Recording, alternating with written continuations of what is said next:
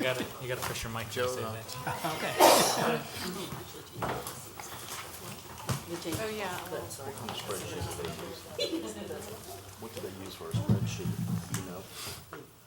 But That in order when you're away. 5.1 guns at my house yesterday. I looked at mine right now, it's over 2.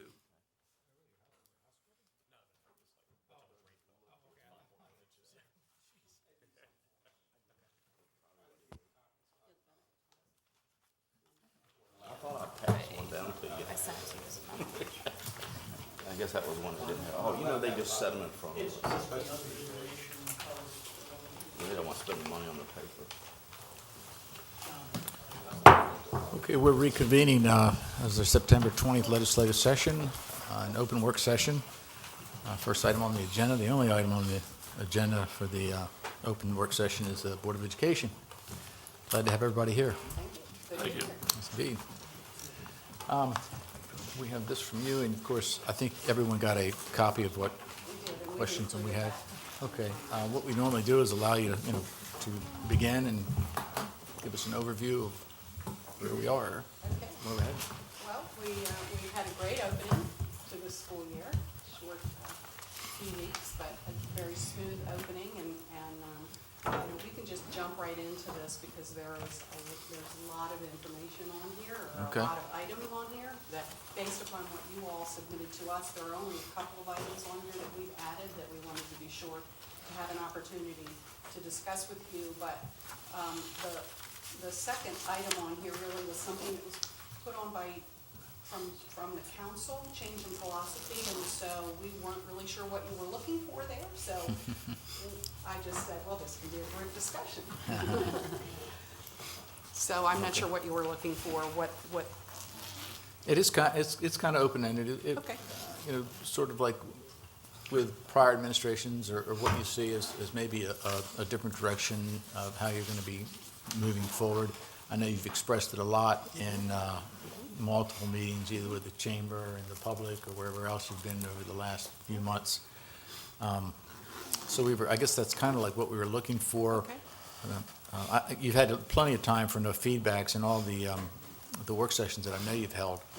And I would guess you're very familiar with maybe what some of the perception was of Correct. issues that needed correcting and where you feel you might address that. Okay, yep, I'm happy to discuss that with you. In fact, that really goes hand in hand with the number 9, results of the focus group meetings, because that really is. Okay. I can combine those two together. In fact, included for you in your packet, not the first item, but the second item is a template that I've been using that I have created based upon all the work with the focus groups, and really also incorporates my values as a leader, if you will. Okay. And if you were at the county stadium for the back to school, I think a few of you were there, maybe you heard me speak to this a little bit, but just generally, I am a very collaborative leader and believe in bringing people together and listening to concerns or ideas, or just a generally collaborative person, and hit the ground running by doing that, by having the groups come back in to meet with me beginning on, I think, day 1, maybe even elected officials were there. Those very same groups that had been part of the interview process, I wanted to bring them back in and talk with members of the community, whether it's teachers and principals or community leaders, elected officials, just every faction of the community, to find out what is your perception of what's happening in the community, because then I take that and build from there. So what you see here is a template that we've been using internally for now, which really encompasses the 4 areas that I was hearing loud and clear needed to be the areas of focus for how we move forward in Wicomico County Public Schools. Sorry, I heard something.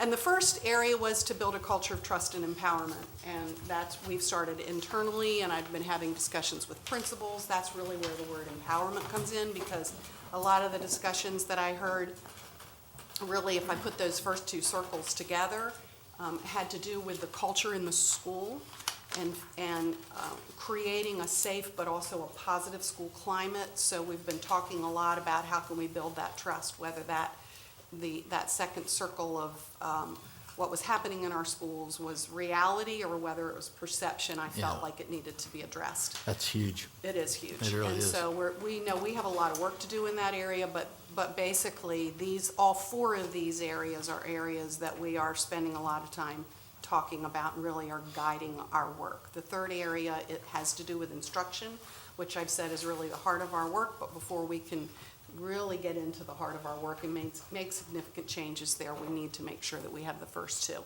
And then finally, a community that believes in us started out in listening to a lot of individuals in the community talking about the good news is not out there. The positive information about our school system, often the negativity takes over and the good news isn't out there. So started out as a strategy and it still is, that I really believe that we need to really have concentrated efforts on communicating the good news and doing a better job of marketing, if you will, our school system. But then I also, it sort of evolved, at least in my mind, that is the ultimate goal.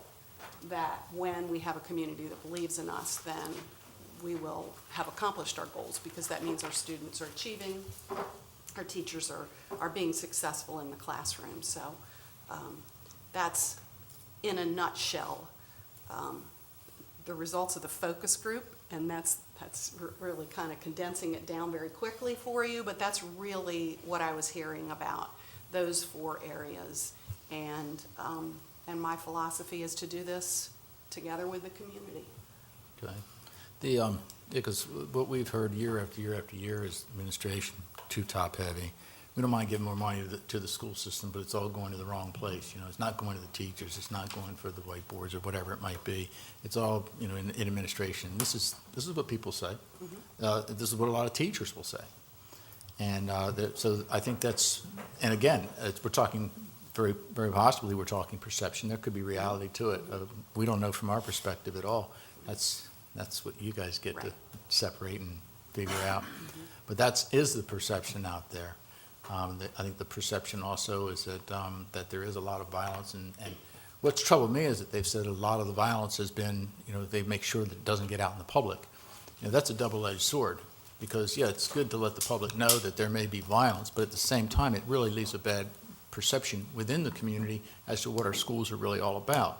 So I think that's, and to a certain extent, that is a call that administration really does have to make, and it's not a case of not being transparent. It's just you have to weigh the options as to what happens. As long as not, I'll say the word broadcasting, as long as you're not broadcasting it and that creates an unsafe environment in schools because the information is not getting out, that's not good.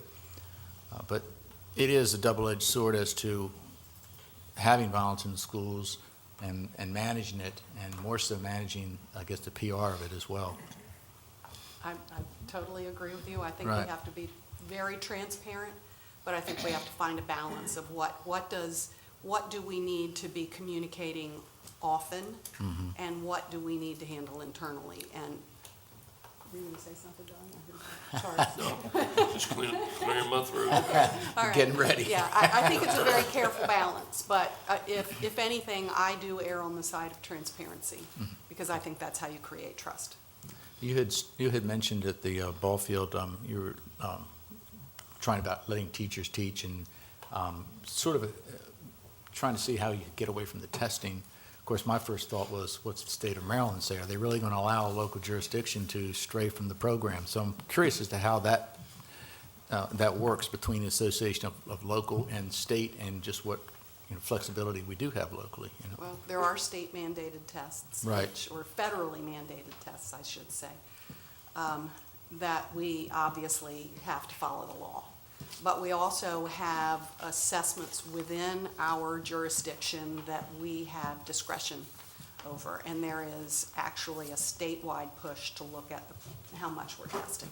And Okay. there is a statewide commission on assessments that put forth recommendations for local school systems to react to.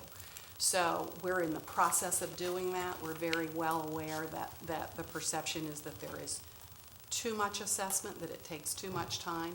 My personal philosophy, and I'm fairly confident that my instructional team believes in this also, that our assessment should only be used if it informs instruction. We call that formative assessment, where there is a specific purpose for the reason for our assessment. For instance, kindergarten readiness assessment does take a lot of time, but that is a very formative time for children, and we believe in Wicomico County Schools that we should be assessing every kindergarten student so that we'll know where they are on certain standards in order to proceed.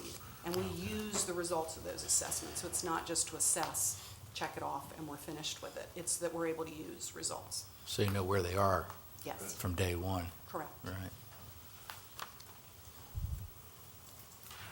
Are the priorities given to the kindergarten kids? Are the priorities given to the kindergarten children for assessments? Are they given to them? You mean, do Not- they know what the standards are? No.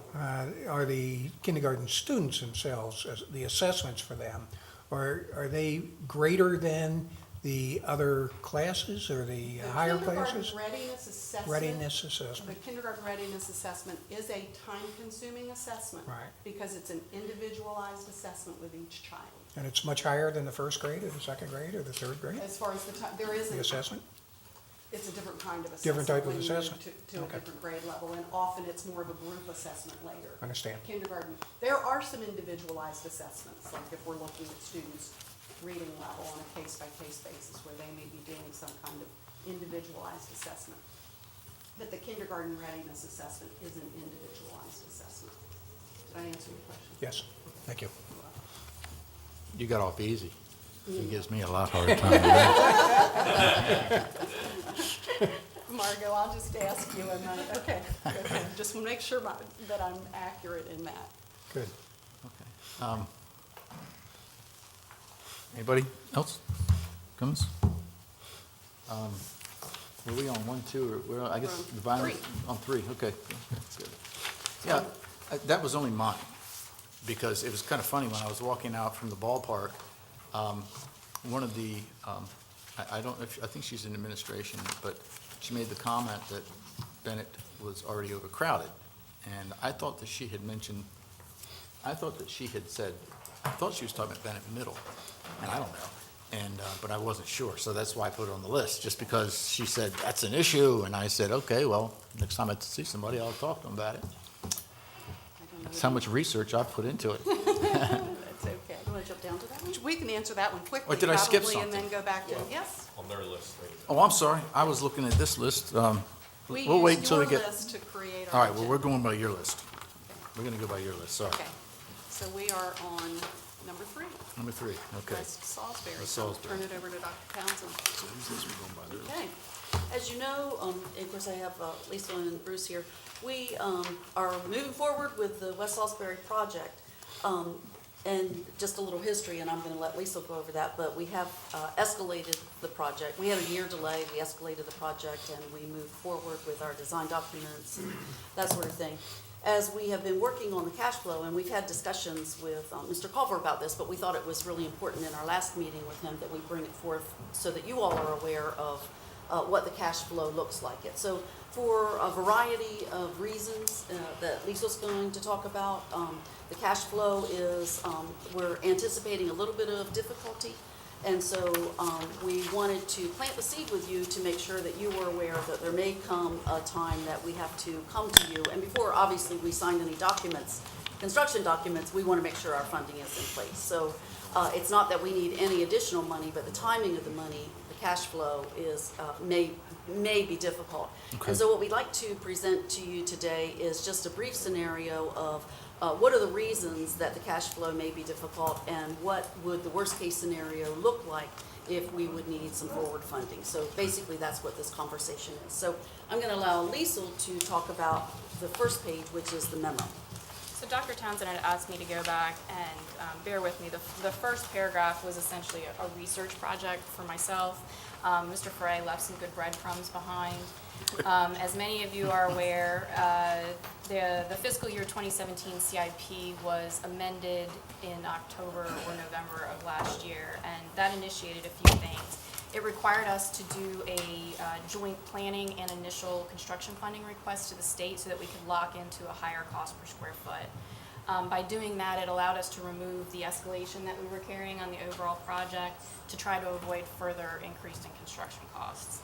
At the same time, it reduced the county's contribution to the project by approximately 15%, so an overall reduction of a little over $4.5 million.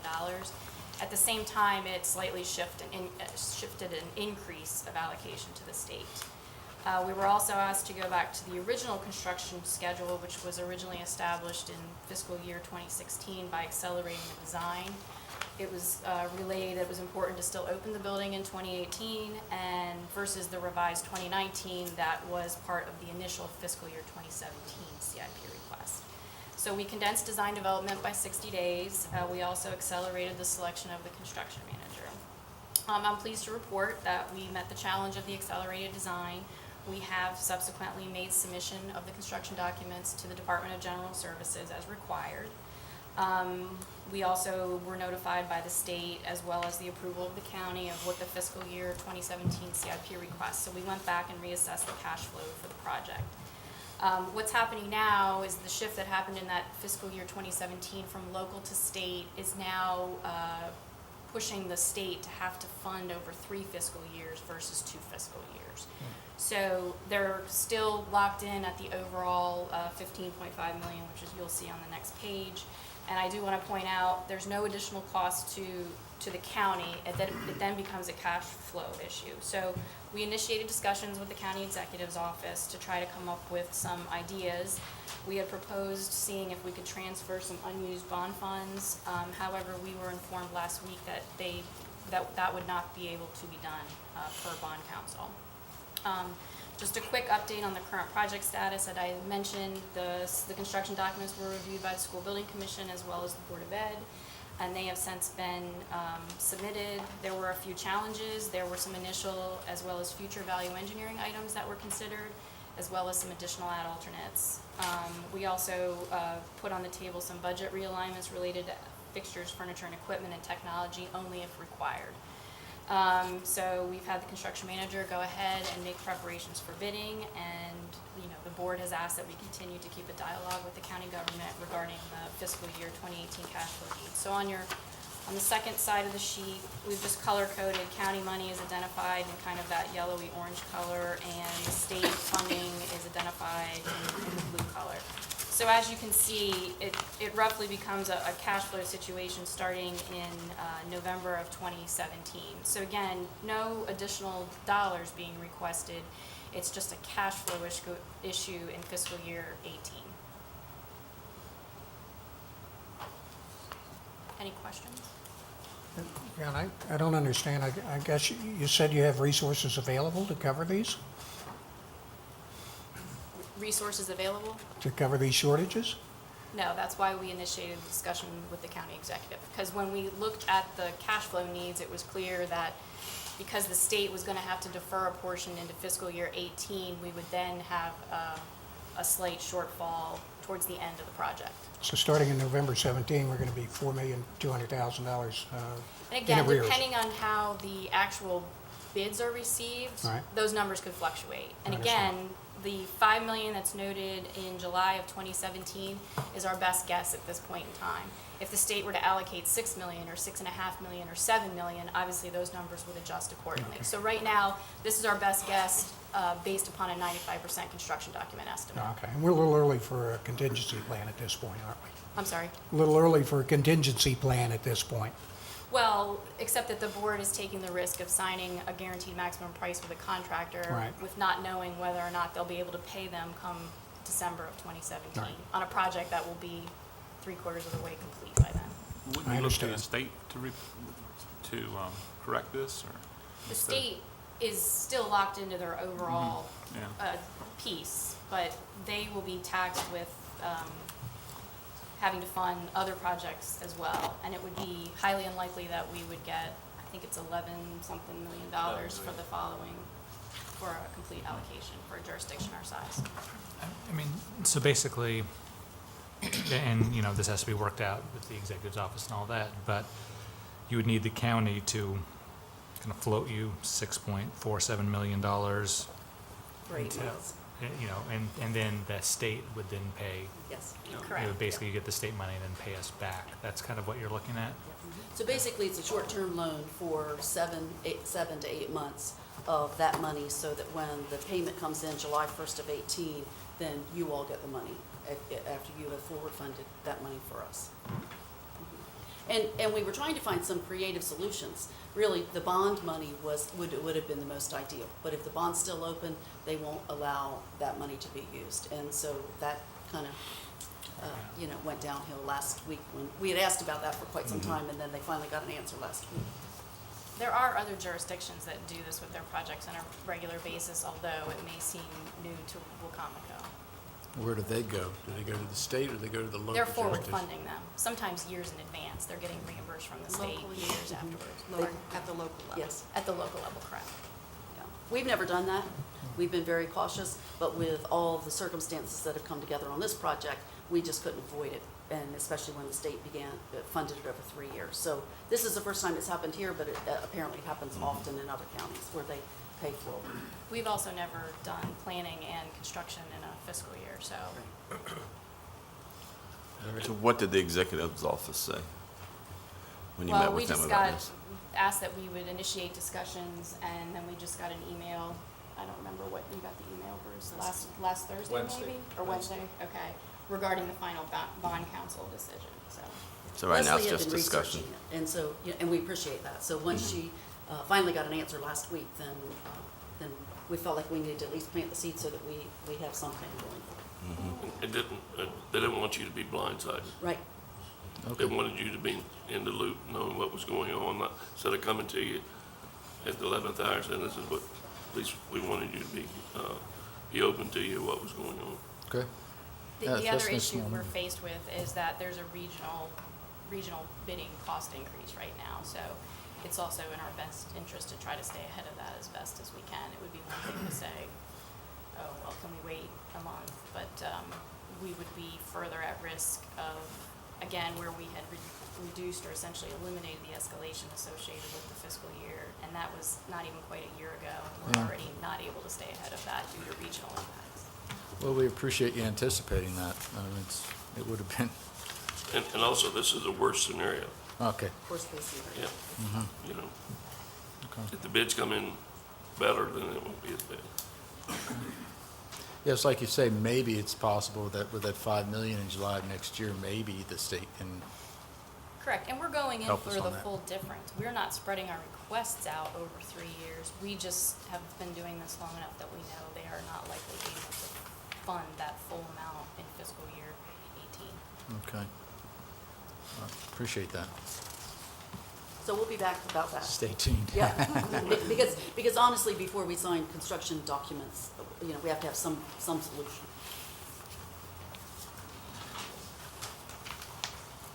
All right. Where are we? We are at 4. Yep. So we'll go back to Kim. Okay. Mrs. Miles. Thank you, guys.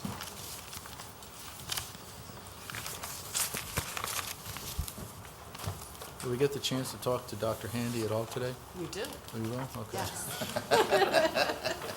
In fact, I'll tell Kim to talk quickly, so. Dr. Handy can come up.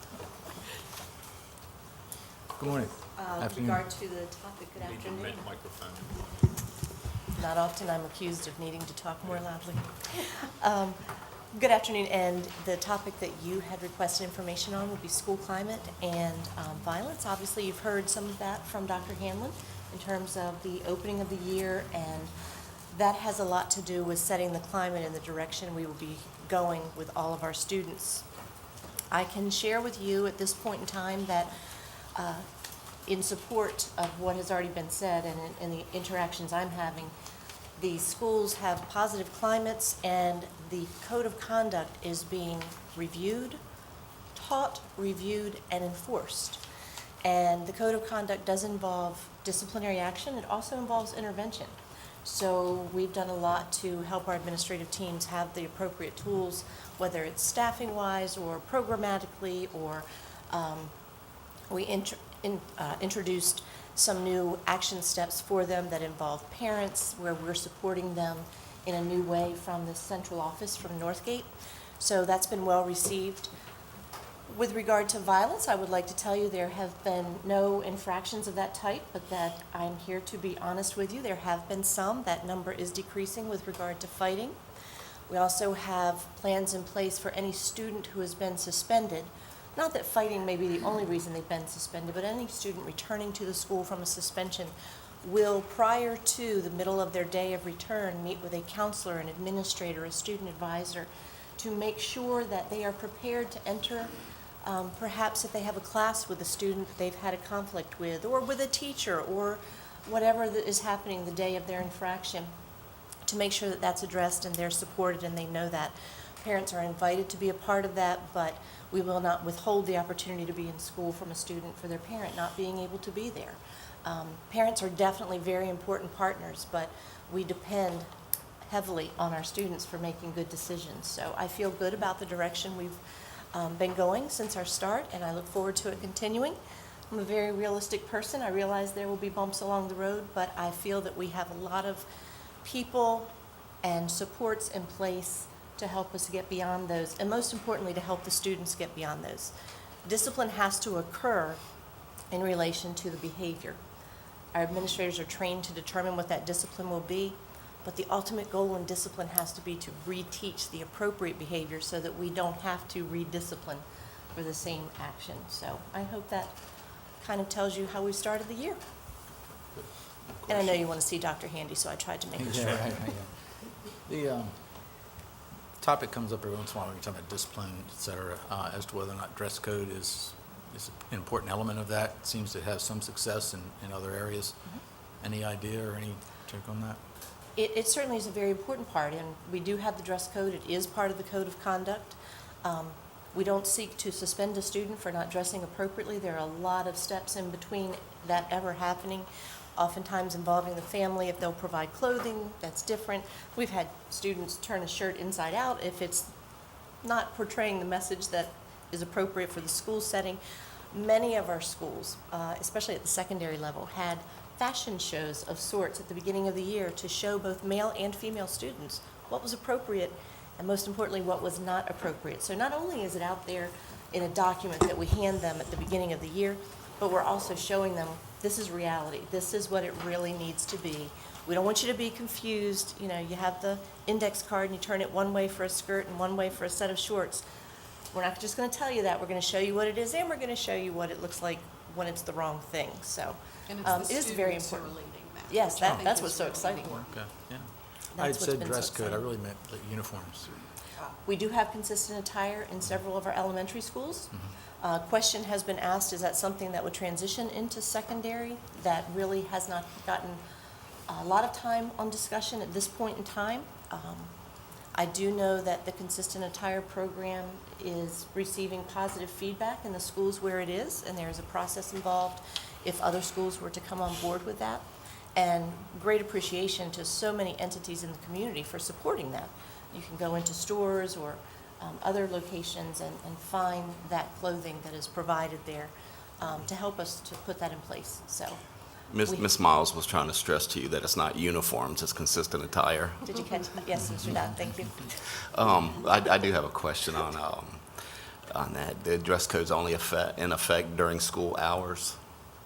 Because I've been to after-hours events and seen students with very short dresses on. There is a piece in the dress code, there is language, and I apologize for not having it in front of me, but there is language in there that gives exclusion by administrative approval for prom or homecoming or something of that nature. And I can certainly get the language for you, or you're always welcome to go wcboe.org and pull up policies, and it's right there for you, Transparency. but there is a piece in there.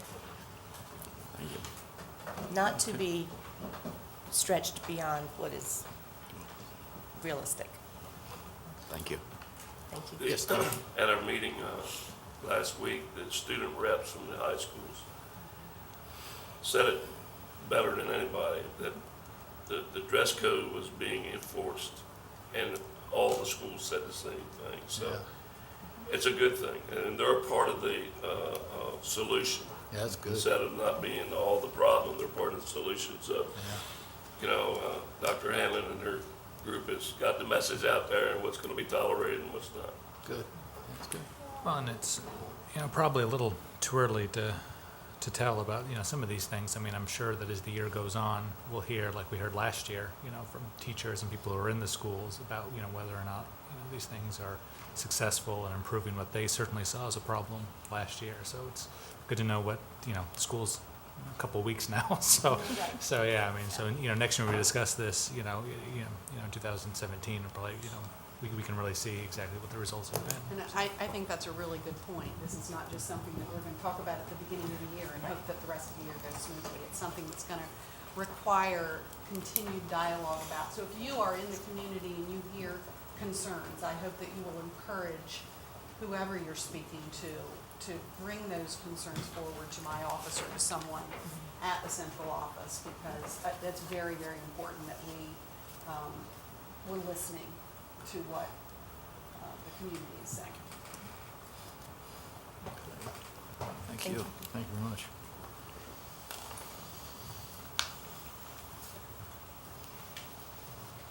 So we put the next item on here for Sure. you, just for your information, because I'm sure that all of you have heard about the governor's executive order for beginning school after Labor Day. Right. So we are obviously paying very much attention to that, and Dr. Townsend pulls together a calendar committee every year that she does. Typically, we've talked about doing that much sooner because the community really wants to know, how is this going to impact me? I don't need to do the talking, Kathy? We actually have a meeting tomorrow to begin. We typically don't start until November or December, just because it's a routine kind of a thing, and we provide typically 2 or sometimes 3 choices of the calendar. We haven't had the issue of the post-Labor Day, up to this point. So typically it's, the changes might be a longer Christmas break or a shorter Christmas break, and so we have people weigh in. Tracy puts it out on our webpage, and we put it out on through the media, and people send in emails or they make phone calls, and we compile all that data, and then the board looks at the opinions. We keep a tally of who wants calendar A, B, or A, B, or C. And so it's worked quite well in the past, although this year we need to do a new, quicker process. So tomorrow we're going to begin our calendar meetings. We get together all the holidays and we put together sample calendars. So I suspect that this year it'll be a pre-Labor Day and a post-Labor Day. And then we take it to the board. They say what they like, what they don't like. We make any tweaks, and then we put it out there to the public. They give their comments, and then it comes back. Last year it was voted on in April. I am sure that we'll have to vote on it much earlier because of the whole, it's kind of a controversy. And I know Dr. Hanlon's been at more meetings than I have as to what the education forum is thinking about that. But at least at this point, we're going to do a pre and a post-Labor Day calendar. Right, and the reason for that is twofold. First of all, the governor's executive order allows for local school systems to apply for a waiver for a compelling reason, I believe is the language. Yes. And so we don't know what that means. What is a compelling reason? So we're preparing that. We're also preparing it in the event that it's determined that, or the legislature overturns the governor's executive order, or if anything should change, we want to be prepared in the event that we do have this opportunity or the option for the community to weigh in on for a pre-Labor Day start. Good idea. And I was at MABE at a meeting last Monday, and they the biggest discussion was not whether pre-Labor Day or post-Labor Day. That's not really the issue. The big issue, and there was lots of lawyers in the room talking about it, was whether or not the governor had the authority to tell us. So it's more of a power thing rather than actually when do we start. So stay tuned. You keep hearing about the 180 days, but I also heard that it's more about an hourly amount of hours a year? Well, it's 180 days and a minimum number of hours in I'm sorry. Comar. Different states do it differently. In Delaware, actually, they do it only based on hours. So as long as you've met the minimum requirement for hours. In Maryland, it's 180 days, and then you have to make sure your day's not so short that there's a specific number of hours that you have to go. So who would be most likely to be resisting to this? The Teachers Association? To be perfectly Lots of honest with you, most education organization, Public School Superintendents of Maryland, Maryland Association of Boards of Education, Teachers Association, are voicing concern for one reason, that they believe it should be a local decision based upon the needs of the community. And secondly, because this initiative appears to be driven by family vacation time and the importance of preserving that, and for economic reasons, when we put together a calendar, our primary emphasis is on needs of students, instructional time. And so those are the arguments that you hear from those organizations. Well, the real reason that summers were off years ago is because kids had to work on the farm. Correct. That's all over with now, for the most part, not always, right, Matt? But anyway, so. So why is it that the private schools have a 170-day restriction by COMAR? I don't know why, I don't know but they the do. answer to that But they either. have, they're not required. It's 10 days difference. Yeah, it is 10 days. That's 2 weeks. How does this affect your planning for snow days? I know a couple of years ago, there was, no contingency for snow days, so, the school year got lengthened. So, I mean, what's going on with the planning for snow days for this year and for the upcoming calendar, I guess? Our typical plan has been not to put in snow days into our calendar, because it actually, over the past several years, causes more problems than what it resolves. If we put in days that we say we're going to take as snow days, then there becomes big issues about, well, my child, you took this day and my child doesn't get perfect attendance, but you didn't take this other day that you said you were going to for a snow day, and that child gets perfect attendance, and we have a cruise planned, and I don't want you to count these days against there's just been lots of, it's caused lots of controversy of parents and attendance issues. And so what we've done for the past several years is, so everybody's on the same page and they know that we're not going to build in days, but that any snow days that aren't waived, we add on to the end of the year. And honestly, that has worked because everybody understands what the process is, rather than choosing this day over that day and canceling professional development or whatever is the case that had been done previously. It just seems to be much smoother because everybody understands that if we have to make up 3 days, they're going to be made up at the end of the year. Any other questions? Anyone else? So we're gonna work on the calendar and Good. come up with a good plan, we hope. Middle school. Bennett Middle School. Okay. Yeah, that's what I was saying earlier. That's what you were asking about, the overcrowding. Someone just said that, and I was like, it can't be overcrowded, but Nope, we have some research to share with you. great. Okay, so for Bennett Middle School, this is referring to the new building. The state rated capacity is 1,114 students. Okay. We usually do our major enrollment assessment after we close out at September 30th, so we're still a little bit ahead of that, but we went ahead and ran a report. So enrollment as of 9/13/16 is 1090. The projected enrollment was 1026. Enrollment the previous June of 16 was 998, and the enrollment as of 9/30/15 was 990. And Dr. Townsend had just asked me to look into what our system-wide enrollment was. At September 30th, 2015, it was at 14,790. At the end of the school year in June, it was 14,723. And currently, it's September 13th right now, it's at 15,030.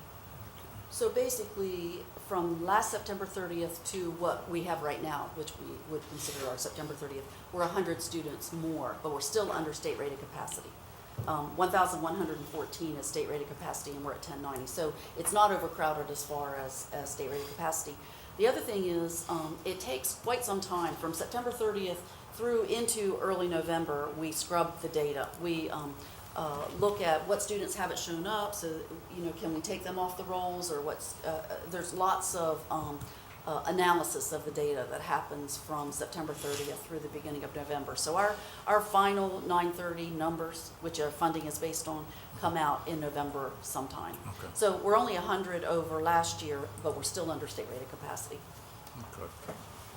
How many of those 100 at Bennett Middle School are because somebody wanted to go to a new school and transferred? Well, special permission actually is, Yeah, is instruction. About how And I many? think they have put the skids on As far as- a couple of years ago, I think it Yeah. got very strict. to make sure. Yeah, very strict.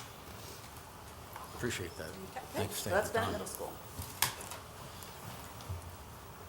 Your next item was transparency of board meetings, Right. which is very exciting for us to talk I to you know. about.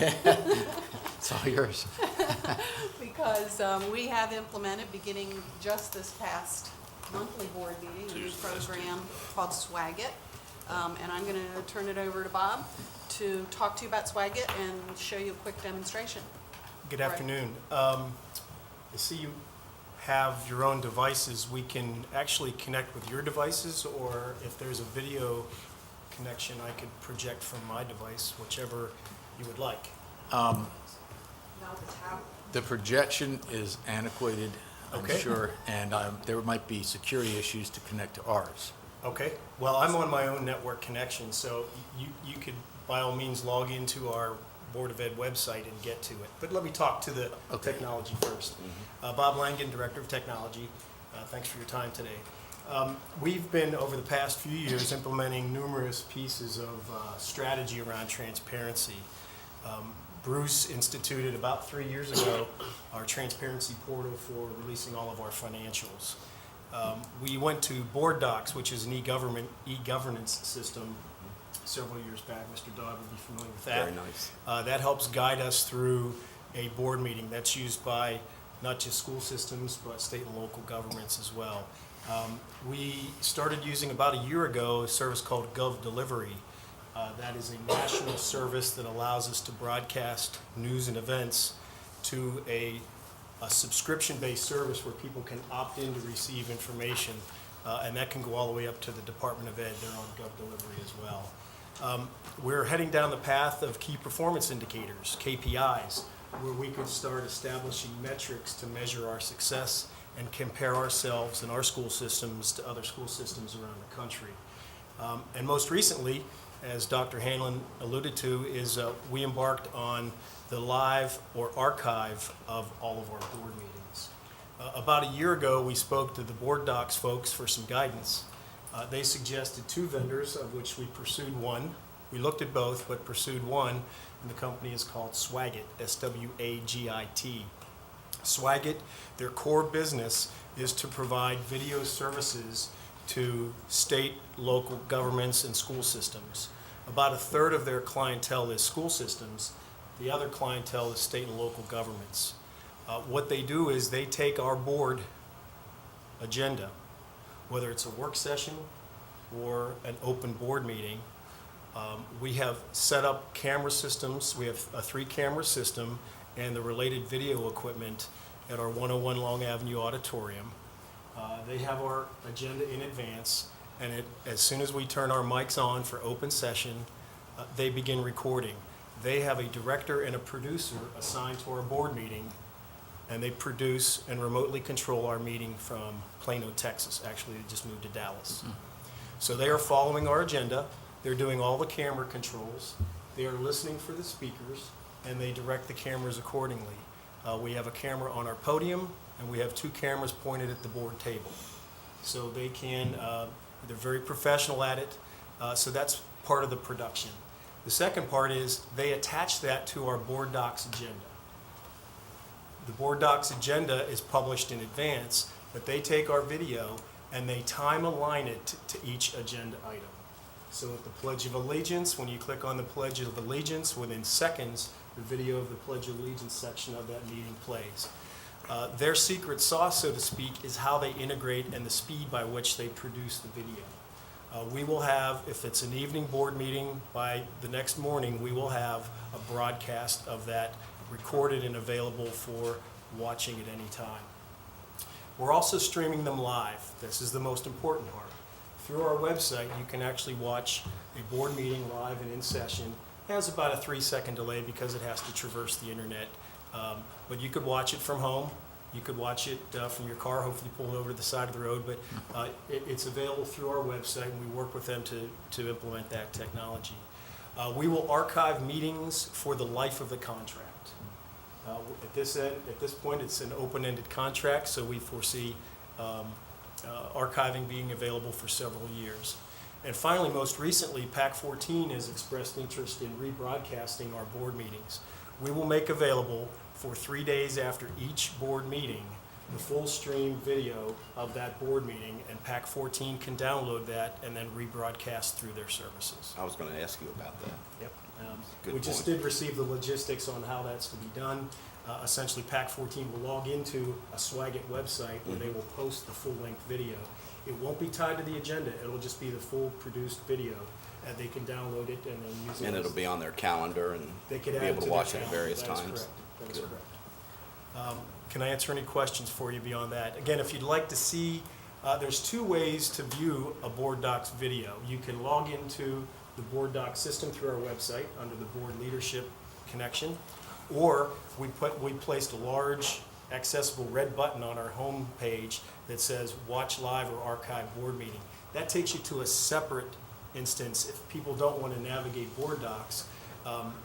The Swagit folks have built a very simple interface that lists our agenda in black and white. And by clicking on that agenda item, again, instantly in a small pane, you would be able to watch the video. So to watch it live, you have to be on a computer. That is correct. Or come to a meeting. Yeah, it's right here. The Gov delivery requires you to set up your own email. That is correct. You have to actually establish an account.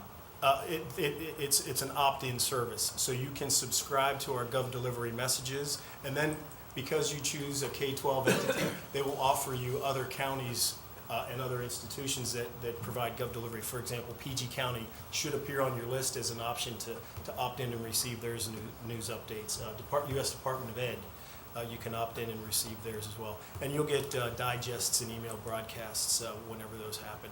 But Gov Delivery isn't tied to the board meetings. No, That that's a doesn't have separate- anything- that's a whole separate service. thing. Well, you'd It's mentioned Board that, so I Docs. just thought Yep. I'd click it. But, and I went to Board Docs too, which is, you're right, it's right there, and, yeah, it's good. City of Ocean City just used Gov Delivery to broadcast flood warnings, to give you an example of how it's used outside of in this case, K-12. Okay. So we're very excited about Swagit. We think it's another piece in our puzzle pieces of transparency, and I know it's been asked for a long time. It took us about a year to get where we are. We had to get funding, we had to do some testing, we needed to acquire the hardware. The Swagit folks are very professional and extremely organized in what they do, and they were very helpful in guiding us down this path. And we did 2 meetings, test meetings in August, and you can start watching. Our first board meeting was our target, which was last week in its entirety. Great. Yeah, Very all right. Thank A you. lot of stuff. The next agenda item, again, I put group discussion because I wasn't sure what you were looking for Yeah. here with public-private partnerships. I think it had just been discussed in prior meetings over the last year or so, as to whether or not to help offset the funding issues, whether or not there could be more incentives for the 3 Ps, public-private partnership. It had been suggested, I guess within the last year, that there were processes underway to actually begin finding some type of input or support, but really hadn't heard anything since then. I was just wondering whether or not there's an avenue for revenue or resources out there, and whether we'd explored that yet, or we're planning to. I have not had that conversation here locally.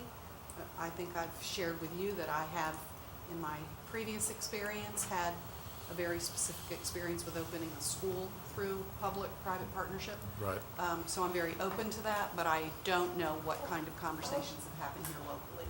It was all just very, I mean, even Yeah. with the discussions that we had here, it was all just very Yeah. vague. So, There's not been a lot of discussion, but I understand, that, we're always looking at ways to supplement what we don't have. are there restrictions that you have to, that you're bound by? In other words, if you wanted to get all laptops, or if you wanted to, Sony wanted to come in, or Samsung wanted to come in and contribute, are there restrictions as to, being accused of indoctrination if you're, promoting a product or anything like that? I can't answer that. Bruce, are you hearing this conversation? If there is a situation where there is a potential of impacting a current contract within which we are a party to, that potentially could cause an issue. But only if there would be a current contract within which we are a party to that contract, then there could be an issue. But other than that, we solicit, and as most of you know, we receive quite a few contributions from many different organizations. And we solicit those. We solicit grants very competitively. We go after grants. We go after donations because we're always looking for additional sources of revenue. There's someone on staff to work on the Yes, grants. Ms. Courtney Jones, is specific job requirement is to seek grant funding. So we are all about trying to develop additional sources of revenue. And she gives an update every meeting, doesn't she? Every meeting, yes, sir. Right. Good Yeah. example, What's that? Under Armour. We recently entered into a contract with a distributor company known as Team Distributors for an exclusive Under Armour contract. We were the first in the state of Maryland to enter into an exclusive provision contract with the company Under Armour, which most of you know is a Maryland-based company. So we're very excited about that contract that is providing for our athletic program a very good relationship with a top-notch organization. Great. It's not retroactive for new uniforms they just bought, though. No. But as your uniform schedule comes up, Right. and your coaches, as a coach, will be provided Under Armour coaching jerseys. That's nice. So, it's gonna be, we'd like to have it in the spring for softball, but it's whenever our turn comes around, then it's gonna happen, but it's great for the county. Right.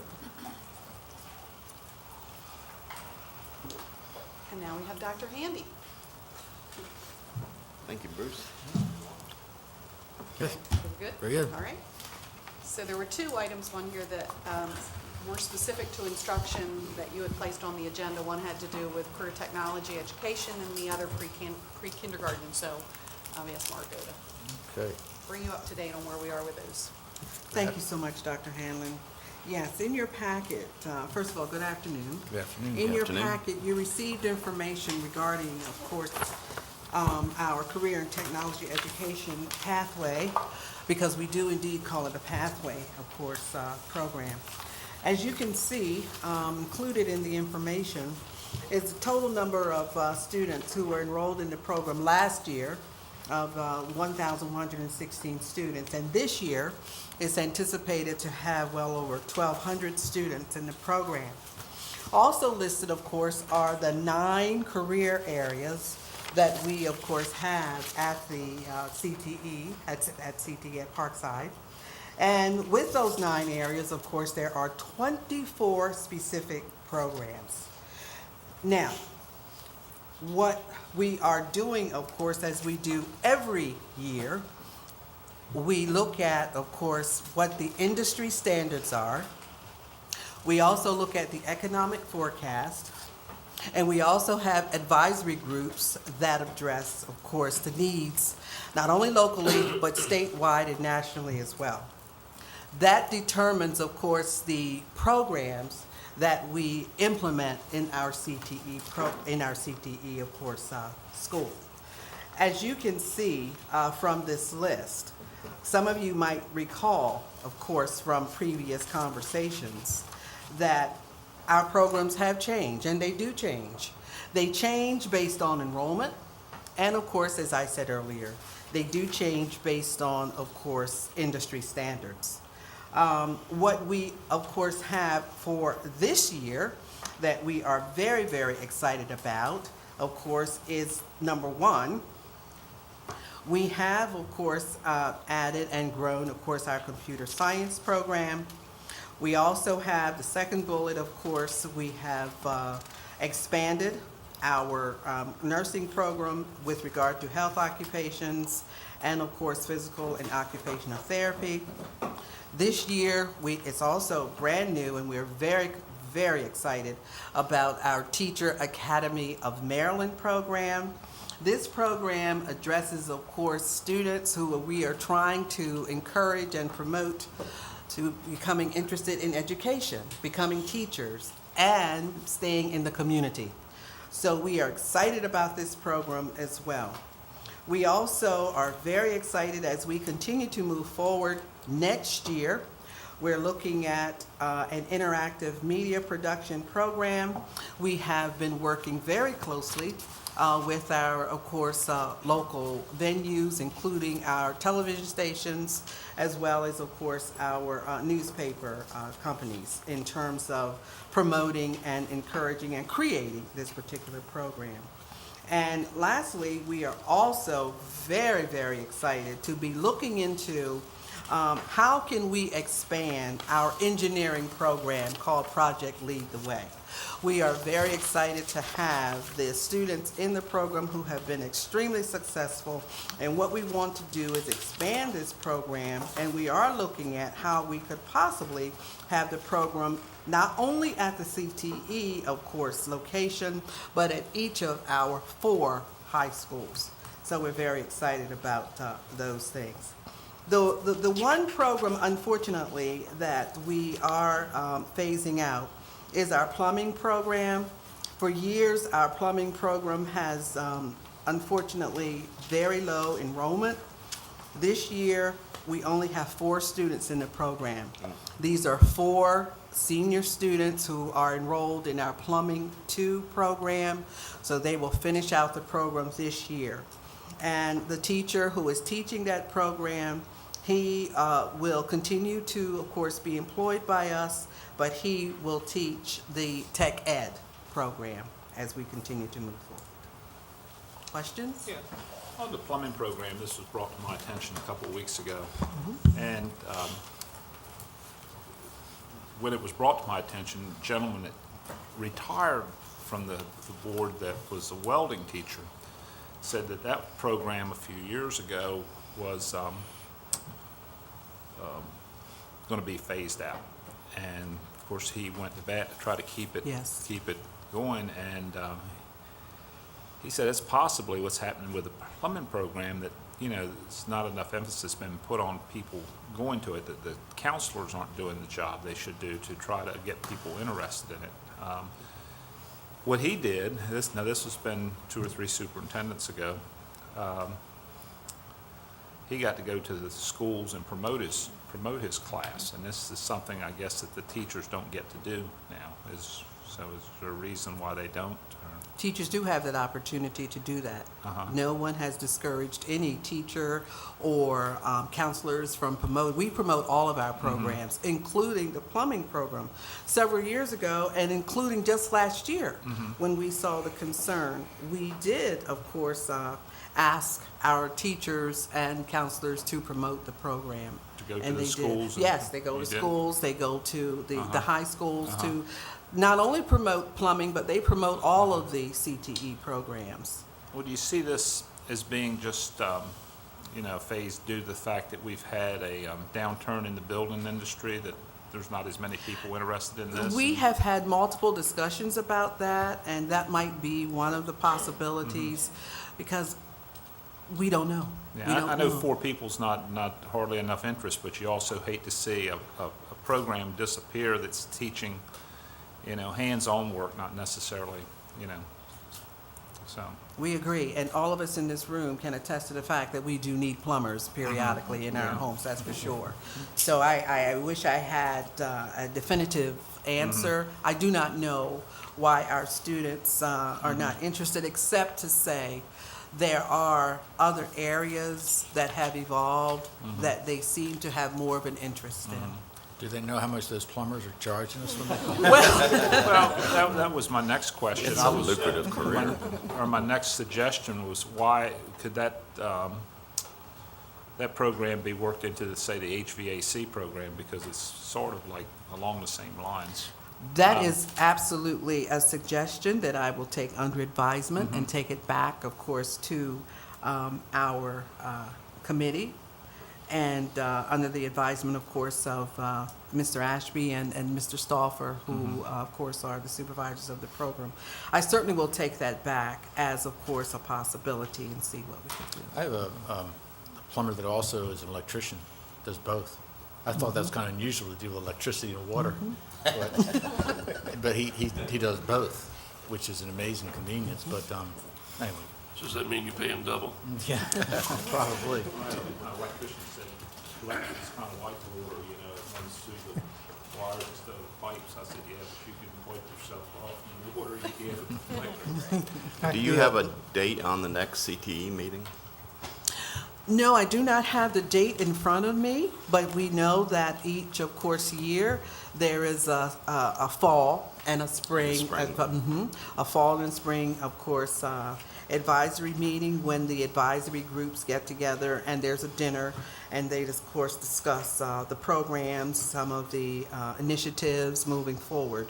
I do not have that date, but I certainly can get that date if it is available. Well, as you know, I always go. Yes, you Some do. of the other council members And make do. sure that the council members get it. I'll make sure Dr. Hamlin gets it so she can share it with Thank you. You're anticipating a 7.5% increase in enrollment in the CTE programs. Do you know like which fields you feel are really growing? Yes, absolutely. The computer science field is growing astronomically. Okay. As well as, of course, the, because we've had parents knocking on the door for Project Lead the Way, which is the engineering program. That is Oh, why we yeah. want to expand Wow. that program. Oh, yeah, that would be good.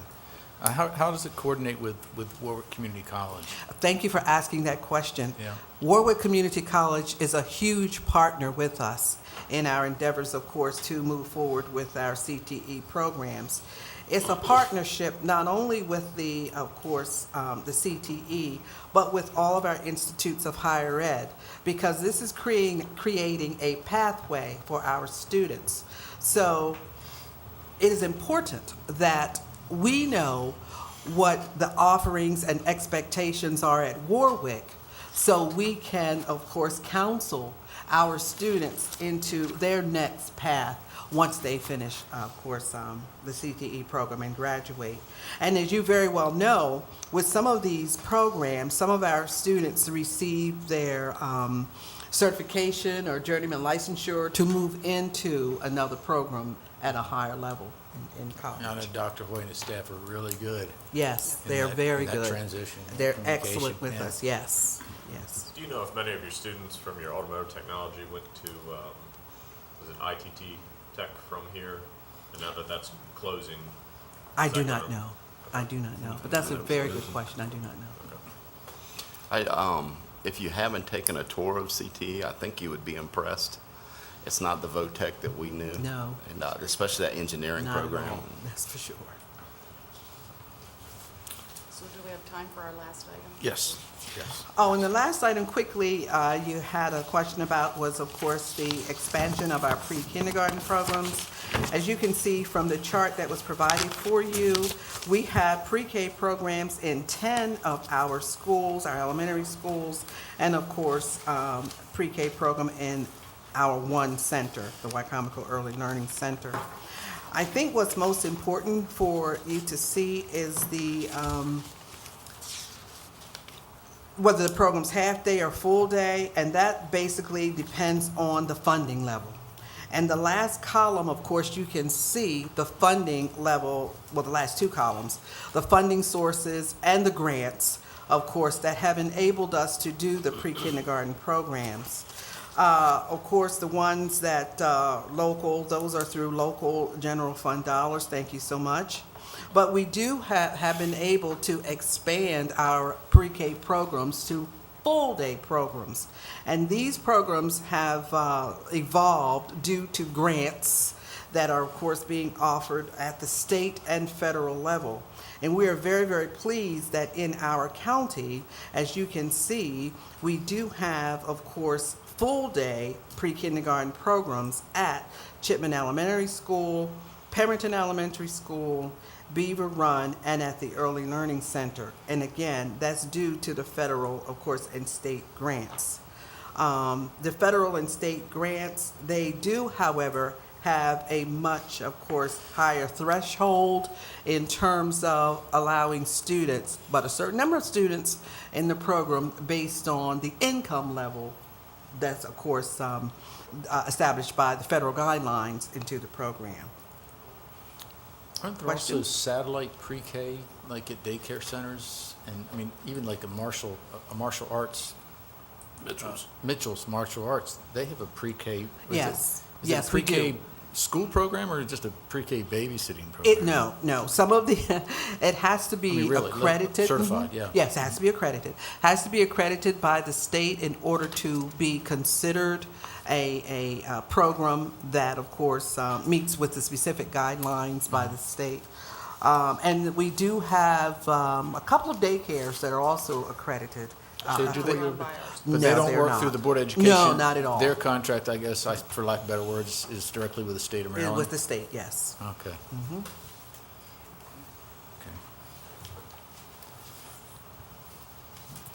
So right now, 4-year-olds are exception. One day, I guess kindergarten would be 4 and 5-year-olds at one point in time, wouldn't you think? Eventually, kindergarten will be for 4 and 5-year-old children, not just 5-year-olds, or not? Pre-K. Pre-K, for Yeah. pre-K. What I often say, the supervisor and I, Ms. Sandra Drummond, what we would really like to see is universal pre-K, and that is pre-K for every student, regardless of income level. Yeah, I've always, I've said before, I've always been concerned about, how far down do you go? But Right. again, the more meetings you go to, the more Yes. people you talk to that are very closely Early learning. in tune to this. Early learning is It has to start essential. early. It has to start early, yes. The earlier, the better. Yeah, They're not reading by third grade, they're 4 times That's more right. likely to drop out. of high school. Absolutely. right, yeah. And providing these structured settings with these hands-on experiences for our 3 and 4-year-olds is essential. We do have a 3-year-old program as well. Do we? Okay. John, yes. I have a question not on the agenda. Can you give us a status of the Beaver Run Water and Sewer? Please respond, but yes, I can give you a status. It is hooked up, and from the outside, we do not, as you know, we didn't do any of the inside plumbing because we're working on a feasibility study for that. But to my knowledge, it is completely hooked up and working. So we can flush, but we can't Yes. drink? Correct, Okay. yes. We provide bottles of water, Right. as you I know. understand Yes, absolutely. Flushing's important. Yes, it is. Any other questions? Great. Glad to have you all here. Thank you. Thank you. Appreciate it and great input. Thank you very much. Thank Thank you. you. Have a good week.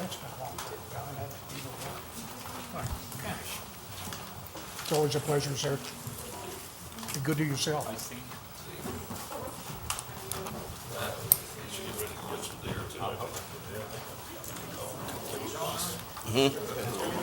You did. Closed session. You gotta go? Okay. Okay. Now we have, One more.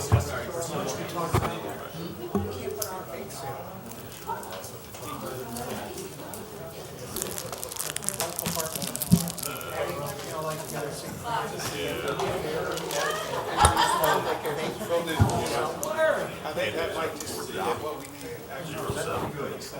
Health department. It's just. We'll put it on the agenda.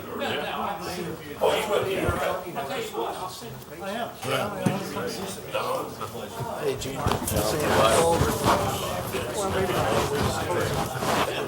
Thank you for yelling. All right, good seeing you, Jim. Can you say about that? Right there, bud. I'll see you. And you look at it, pretty good. Basically what it is you're experiencing. Did you know, tell that, with Try to come to the next meeting live. tell that, Frank, tell that.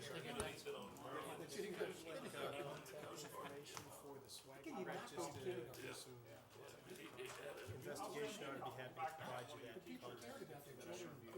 it could be, you could implement it independently. I don't tell everybody. I remember when we just So it might be worth you looking at. I was in Baltimore. Mark was a bad kid, he was probably a biter. They probably didn't let him in. Later, they would. They don't let biters in. Entertain a motion to adjourn the open work session so we can go into closed session. So moved. Second. Second. All those in favor? Aye. Meeting's adjourned.